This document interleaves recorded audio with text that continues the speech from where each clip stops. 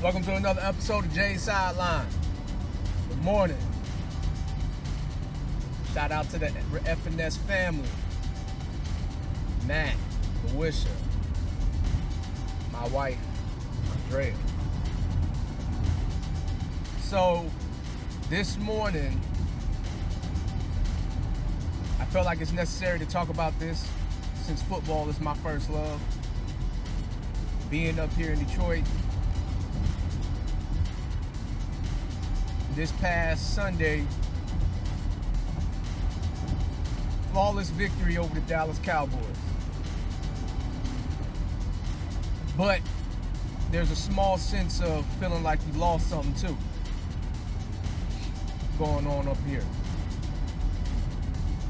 The unfortunate injury to Aiden Hutchinson. If y'all didn't see it, man, that's like on some like Paul George stuff right there. Like, you had to really slow down the replay to see it like that. But my man's leg was a clean break. And you can see that joint dangling a little bit. Already came out. He gonna be out 4 to 6 months, which is, we don't need nobody to tell us that. We know he out for the rest of the season. Out for the rest of the season, and then who knows what he's gonna be like when it comes time to actually like do the draft again and whatnot, and he's got to rebuild up faith and strength in that leg again. But how does this impact the Detroit Lions? Aiden Hutchinson was probably the best player on the defensive side of the ball, and he probably can make an argument to be the best player on the team. Not saying that he is, but his impact on that defense could arguably make him the best player on the team. He was entering that realm of the premier edge rushers, the premier linemen on the defensive side of the ball. He was starting to enter that realm of the Myles Garretts, the TJ Watts, the Max Crosbys. If you want to throw Nick Bosa in there. He was entering in that era. Off to a really good start. And then the unfortunate happens. How will this impact the Detroit Lions defensively? Well, right now, they don't have no premier edge rusher. They don't. You look across the line, they got some solid players. Alim McNeil is good up in the middle, especially for stuff in that run. But for a pass rusher, think about how much this impacts everybody else on the defense. Now everybody else has to cover that extra 1 to 3 seconds in the back end.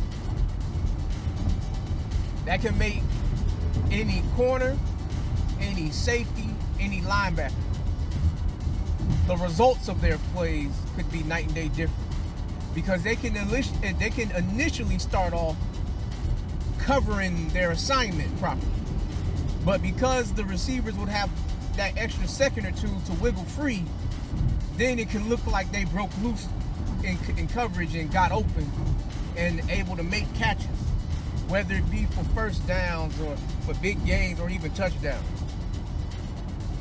You already got a rookie starting back there in Terrion Arnold. Carlton Davis on the other side, they looking solid. Branch looking solid. You know, they got depth back there. They got good players. But defensive backs can play aggressive on routes when they know that the quarterback don't have a lot of time to get rid of the ball.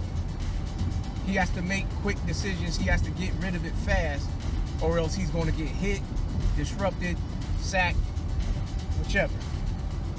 And that's where Aiden Hutchinson came in. So how does this impact those guys? Can they cover for 2 to 3 more seconds?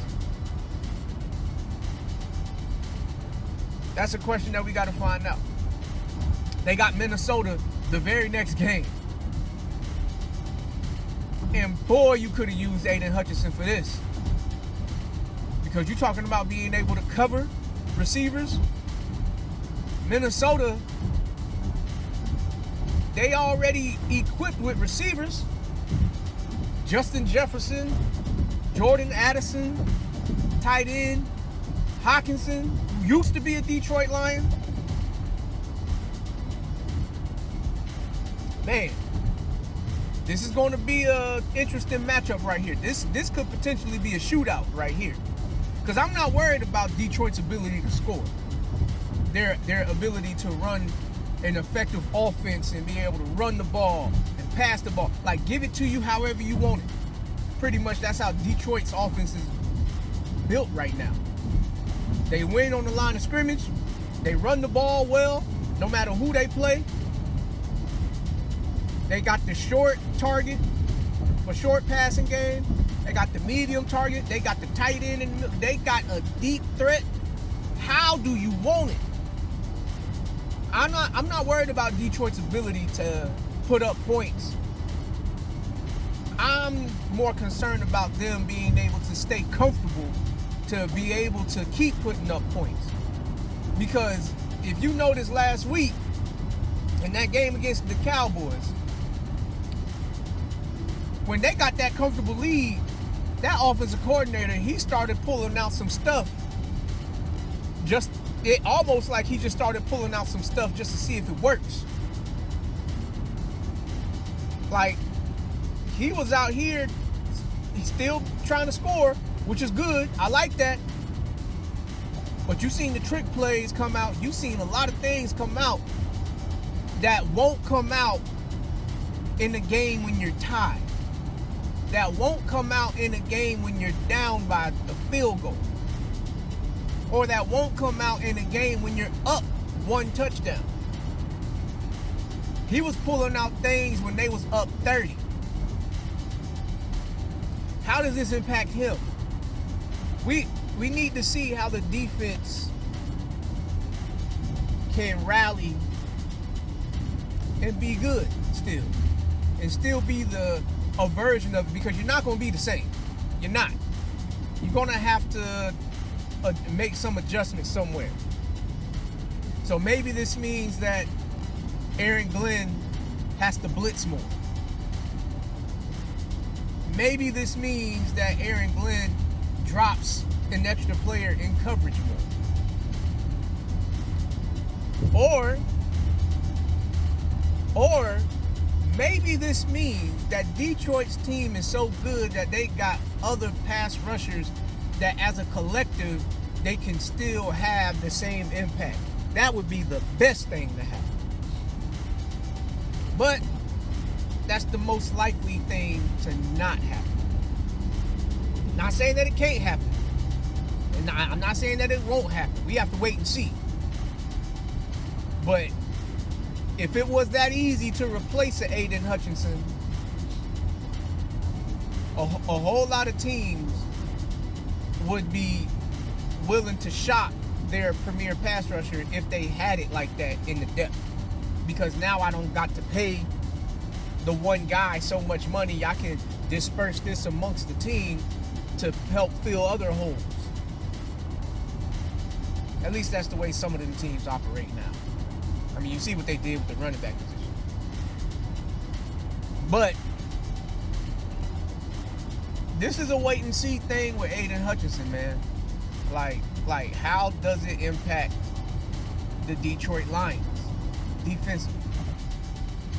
I can't wait to see it, man. I mean, I have to say that I'm gonna be wanting to pay attention to that game, because that could be a potential shootout game now. I mean, it could have been a potential shootout game even with Aiden Hutchinson there, because Minnesota's offensive line, they ain't no slouch neither. Like, they got 2 of the best tackle tandems in the league with Christian Darrisaw and Brian O'Neill. So it was going to be hard to get there anyway. And the head coach over there, Aiden O'Connell, with Sam Darnold looking like he's done somewhat of a resurgence of his career. Having Justin Jefferson, man, like, it's hard for anybody to cover him. Paired with Jordan Anderson and Hutchinson, this ain't gonna be easy at all. This could be one of those uncomfortable games where they have to ultimately run the ball even more to keep that offense from going back on the field. Because just as easy as Detroit is at scoring, it might be just as easy for Minnesota. Like, Minnesota can score a touchdown starting from the 30 in 5 plays, potentially. Just like Detroit can. So do you want to be in a type of battle like that where you have to score? Because that puts pressure on the coordinators there. The coordinators have pressure because now every single play has a different level of value. Every single play has a different level of value. You have to be honed in and focused on every single play call, and your timing, your strategy. All of that has to be top notch when you're playing against a team that is just as capable at scoring the ball as you are. Because you don't want to score too fast, leaving them too much time on the clock to be able to do what they want to do. You don't want to score too slow. If you're down, you're going to be forced to do things that you wouldn't want to do. So every single play call matters right now. How is this going to work? A whole lot of people feel like they should go ahead and hit the trade market and get one of the other pass rushers from off another team. Not a bad idea. Up to this point, Friday morning, that has not happened yet. But there are options.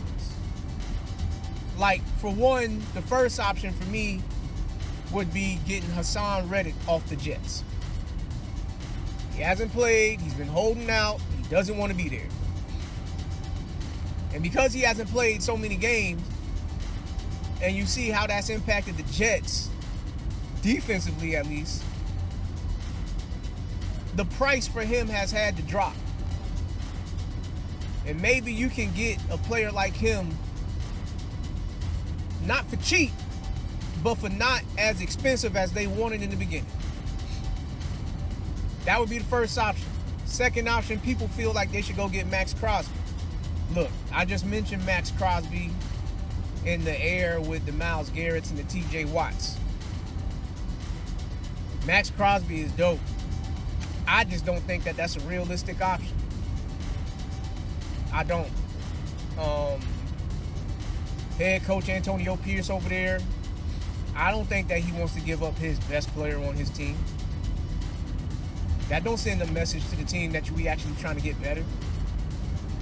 And I don't think Max Crosby has a problem being a Raider. I don't.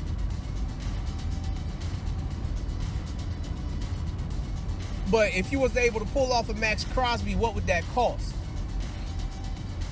If I'm the Raiders, you got to sell me your future. I need your first round pick, your second round pick, and I want me a player that I can get right now. Detroit's roster is kind of in a position where they can afford to do that. But should they? Should they do that? That part I ain't sure about. Like I said, Hassan Reddick should be number one option. Then go look at these teams that are struggling to win.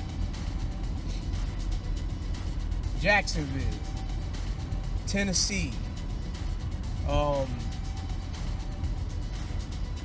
the Saints. They just lost last night. Is there anybody on those kind of teams throughout the league that have these 1-5 records, these 2-4 records, that things don't look like they're making a positive turn anytime soon? Is there anybody on those teams that you could go after? that you would be willing to give up a draft pick. You don't necessarily have to give up the highest one, but you can give up a draft pick and probably get somebody from off of those teams. The Dolphins,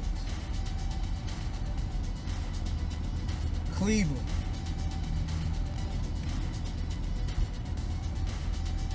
the Browns, the Giants,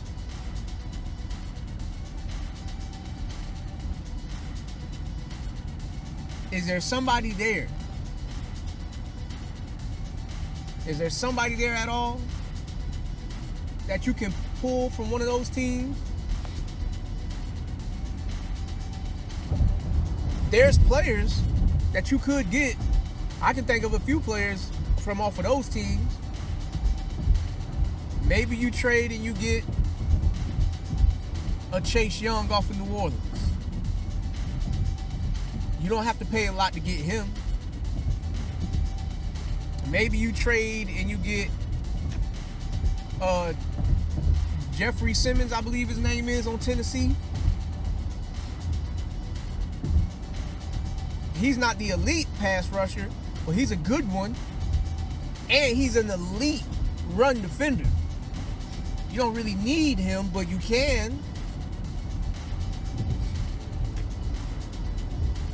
There's options out there. It's just, what are you willing to give up to do that kind of move? And then what does that potential move does for your locker room? Because the Lions, they've built a culture inside that locker room. I remember in the beginnings of this regime, when they were moving the roster around, Coach Campbell came out and said, there's no turds on this team. Essentially meaning that there's nobody on this team that's for self. There's nobody on this team that's got attitude issues that we can't deal with. There's nobody on this team like that, which is a great thing to have. Can bringing any one of those players in the building mess that up? That's the other question you got to ask yourself.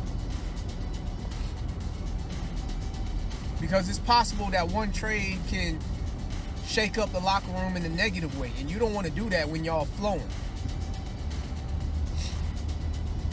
So that's a thing that they got to entertain. Now, the reason why people was constantly dropping Max Crosby's name, I don't know if he's a Michigan native or not, but he came out of Eastern Michigan. He came out of Eastern Michigan, so that's a hometown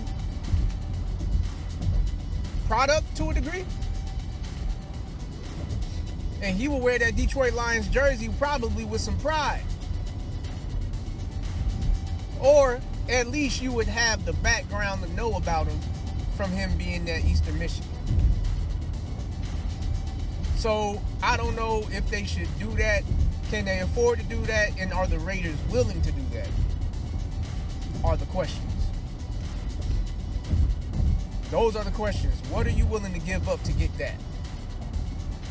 Because what you're going to eventually get out of that, which would be in next year, whoever you trade to get, this is somebody that you are potentially pairing with Aiden Hutchinson, bro. So now your defense went to being deadly with just Aiden Hutchinson to being super deadly with whoever you pair him with next year. These are the tough decisions that GMs have to make. And these are the kind of decisions that can cost them their jobs. So, not that that's a threat to anybody in Detroit, because what they've done is phenomenal. What they've done is phenomenal. Personally, me, I would see what my team looks like against Minnesota before I make a move. Seriously. Because right now, my scouting team for the league, they will have some options on the table for me right now that I can go get and potentially be able to fill that void a little bit with Aiden Hutchinson. Could this be a section where they can get a Trayvon Walker off of Jacksonville? He was a number 1 overall pick the same year Aiden Hutchinson came out. He's the bigger, stronger, faster defensive end who had all the raw skills but not the technically sound skills. So he's still developing as a pass rusher. Could that be an option for them? That'll be interesting to see. The number 1 and the number 2 overall pick from a draft a couple years ago are playing on the same team. That would be interesting. And with that coaching that they got over there, probably would benefit him more. Don't know. But that's my thoughts on the Aiden Hutchinson, man. Like, this is a unfortunate gut punch. And we'll see what happens. Now, the other thing that I want to talk about, man. News came out yesterday. Switching to basketball. Me and Matt was messaging back and forth a little bit about it.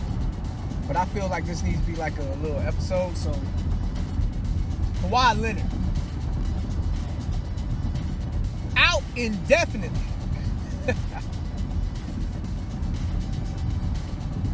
Man, look. Kawhi Leonard, the player. Everybody know he a cold basketball player. Both sides of the ball. He cold.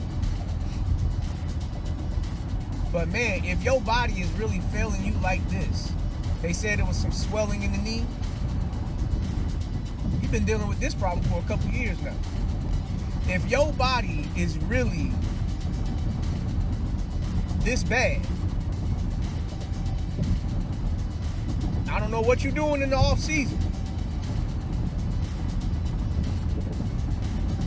But it's been the whole off season, preseason, fairly just begun. And you already swelling in the knees. You haven't played in the preseason. You swelling in the knee and you haven't even started actually playing games. It might be that time, bro. It might be that time just to hang up the jersey. I mean, at this point, what else can Kawhi Leonard accomplish? I mean, his trophy case is already up there. Got 2 finals MVPs in 2 different conferences. Was a part of the first ever ring for the Toronto Raptors. A team that's not even in the United States. He helped them win a ring. It might be that time, dude. It might be that time. It might be that time to hang up that jersey and go live your life, player. You got to start thinking about life after basketball. I mean, you do.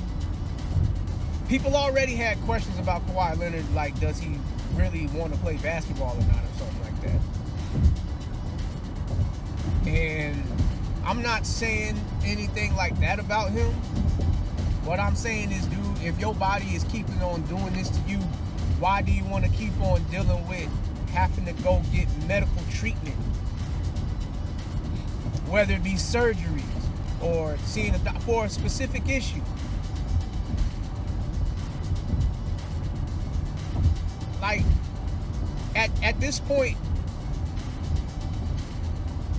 there's no guarantee that your body won't betray you at all. And I know that's got to be in the back of your mind. How are you going to be able to be you on the court? I don't know what his team's advising him, but to me, it just doesn't sound like love of the game is completely involved in it. Maybe his love for the game is what keeps him to go through all of these things to try to get back in play. But if your body keeps telling you you can't do this, then it can become love for self to push you to do this because you want to try to prove it and you want to try to prove it. I don't know, man. Kawhi, this sucks for you, man, but it's even worse for the Clippers organization. It's even worse for Tyronn Lue. It's worse for Steve Ballmer. People that was banking on you being there. Brand new arena and everything. People that was banking on you being there. Now you ain't there. Now this team falls completely in the hands of a James Harden. Yeah, good luck with that.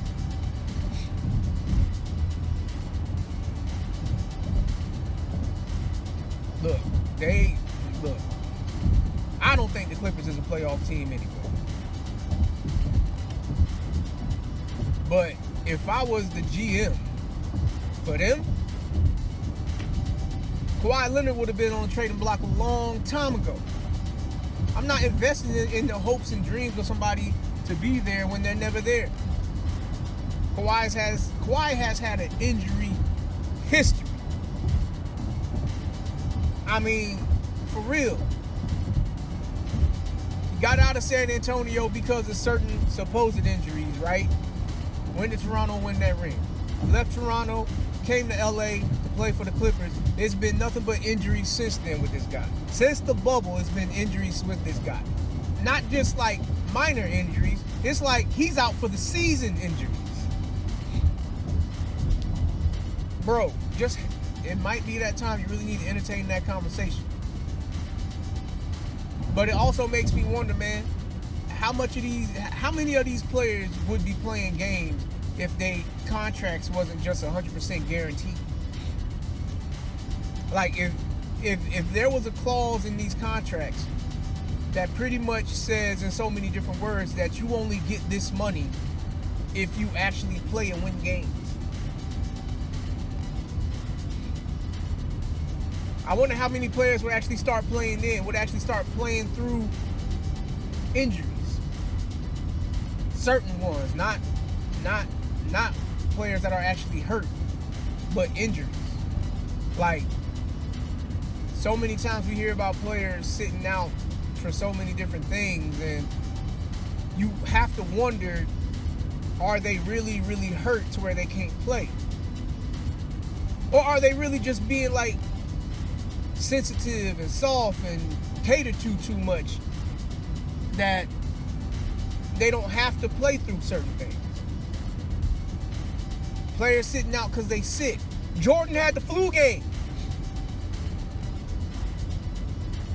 Isaiah Thomas had a game with one leg pretty much.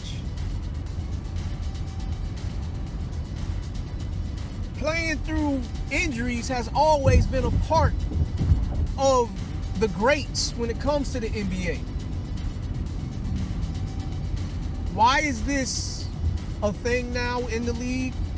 I personally feel like it's because you pampering the players, you paying them too much money, and you letting them get away with everything. All the players have the power in the NBA.